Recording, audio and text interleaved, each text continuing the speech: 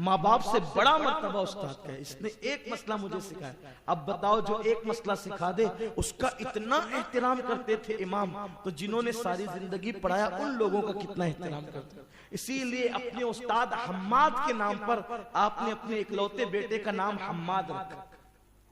कितनी मोहब्बत थी उस्ताद से। और जब उस्ताद की गद्दी पर लोगों ने आपको बिठाया ला करके, तो आप उस गद्दी के किनारे पर बैठे और आपने लोगों को जवाब दिया। आज तो ना माँ बाप का अदब है, ना उस्ताद को कोई अदब ही नहीं है। बताओ एक मसला, इससे पता चलता है इल्म जो आता है ना, वो जिसने इमाम आजम बनाया इसी चीज ने बनाया। इमाम आजम को इमाम आजम इसी अदब ने बनाया। मैं हैरान हूं जो एक मसला सिखाने वाले धोबी का इतना अदब करता हो, तो वो आलिमे माकाना वमा यकून रसूल का कितना अदब करता होगा। उनके दिल में आका के लिए कितनी ताजीम होगी, कितना एहतराम होगा। मेरे प्यारे आका अलैहिस्सलाम के प्यारे दीवानों, तो बात चल रही थी, बड़ा हसद था उसको इमाम आजम अबू हनीफा से। तो उसने सोचा कि आज इतनी गंदी गाली दूंगा नोमान को जाकर। इमाम आजम के कपड़ों की दुकान थी, नमाज पढ़ाते थे, बच्चों उलमा को पढ़ाते थे, इल्म हदीस देते थे और तिजारत भी करते थे, बहुत बड़े ताजिर थे। तो दुकान पे तिजारत कर रहे थे, मार्केट में वो शख्स आया और आने के बाद पूछा कि नोमान, इस तरह नोमान सुना है तेरे बाप का इंतकाल हो गया। आपने फरमाया हाँ मेरे अब्बा का इंतकाल हो गया।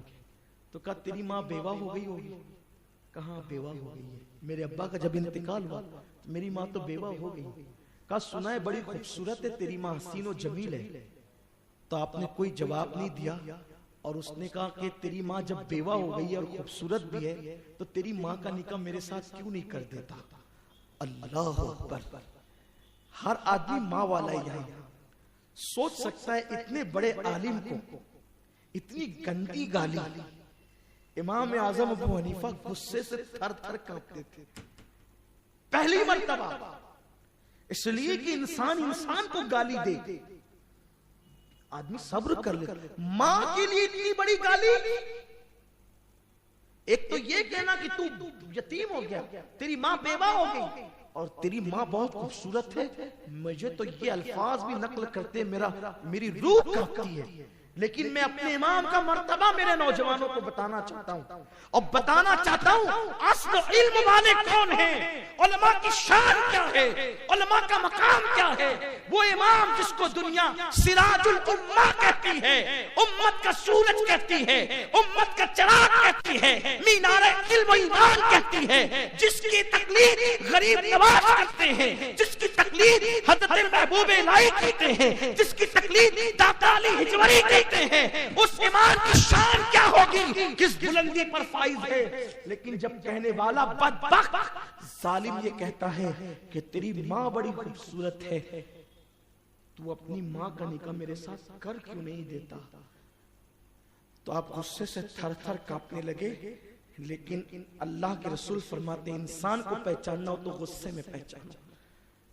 और गुस्से पे काबू पाते हुए इमाम आजम ने कहा क्योंकि वो आकिल भी है, अक्ल है उसके पास और वो बालिग भी है, तो आकिल और बालिग औरत को निकाह के लिए जोर जबरदस्ती नहीं की जा सकती। जवाब देखे, इस गुस्से की हालत में मेरे इमाम का जवाब देखे। फरमाया वो आकिला है और बालिग है, इसलिए उस पर जो है जोर जबरदस्ती नहीं की जा सकती। लेकिन चूंकि बेटा हूं, अपनी माँ को हुक्म भी नहीं दे सकता, मगर तो मेरे दरवाजे पे सवाली बन करके आया है, माँ को हुक्म तो नहीं दूंगा तुझसे निकाह करने का, अलबत्ता तेरी बात जरूर पहुंचा दूंगा माँ तक, तेरा सवाल अपनी माँ तक जरूर। मैं कहता हूं हैरान हूं मैं यहां।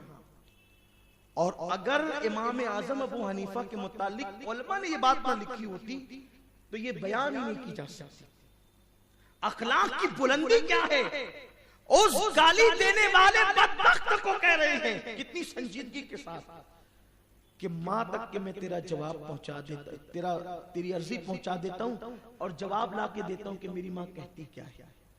लेकिन चूंकि आप जानते हैं ना कि इमाम आजम का अखलाक तो इतना बुलंद था, लेकिन माँ तो माँ थी, मां तक की बात बेटा लेकर के जा रहा है, जिस बेटे की दाढ़ी के बाल अब सफेद हो रहे हैं और वो बेटा मां के निकाह का पैगाम लेकर के जाएगा, तो उस मां के दिल पे क्या गुजरेगी।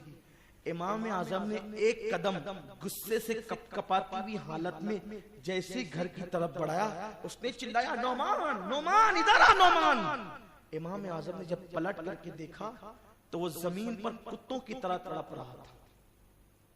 इमाम आजम अब आगे बढ़ने की बजाय इससे पहले कि इमाम अपनी मां तक की बात पहुंचाते और अपना अखलाक की बुलंदी बताते और मां पर क्या गुजरती है तो मां जानती है ना, लेकिन आपने कदम ही बढ़ाया, जमीन पे गिरा, पागल कुत्तों की तरह तड़पने लगा। इमाम पलटे और पलटे तो उसकी जबान कुत्ते की तरह बाहर आ गई और तड़प तड़प करके वो मर गया।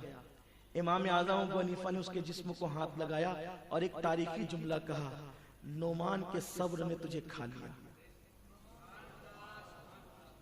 नोमान के सब्र ने तुझे खा। इल्म की जो इल्म की बुलंदी पे फाइज होगा वो अखलाक की इस बुलंदी पे। मैं कहता हूं बहुत बुजुर्गों, बहुत अहले इल्म की जिंदगी हमने पढ़ी है, लेकिन इमाम आजम के सिवा हमने किसी बुजुर्ग की, किसी इल्म वाले की जिंदगी में इस तरह का वाकया अभी तक कभी नहीं पढ़ा। हालांकि हम तो तालिबे इल्म है, उसके बाद दिल ने कहा वाकई मेरा इमाम है, जिस नवाज बनने में फख्र महसूस करता हूं। मोइनुद्दीन जिसका मुकल्लिद हनफी कहलाने में फख्र करता हो। मैं सोचता था या अल्लाह इतना बड़ा इल्म वाला गरीब नवाज मोइनुद्दीन, मोइने बेकसा, मोइने मिल्लते बद्दीन, इतना बड़ा मुहद्दिस फकीह, अल्लाह अकबर, वो इमाम आजम के मुकल्लिद क्यों है। तो पता चला जब मुझ जैसे तालिब इल्म तक इस तरह की बात पहुंची है तो गरीब नवाज तक कैसी कैसी बात होगी। तभी जाकर के लोगों ने इमाम आजम की अजमत का लोहा माना और इससे पता चला अपने लिए लड़ना ये कुत्तों का काम है और अपने लिए इस तरह सब्र करना ये अपने बुजुर्गों का तरीका है। हमें इससे कुछ सीखना चाहिए। आज उसी इमाम आजम अबू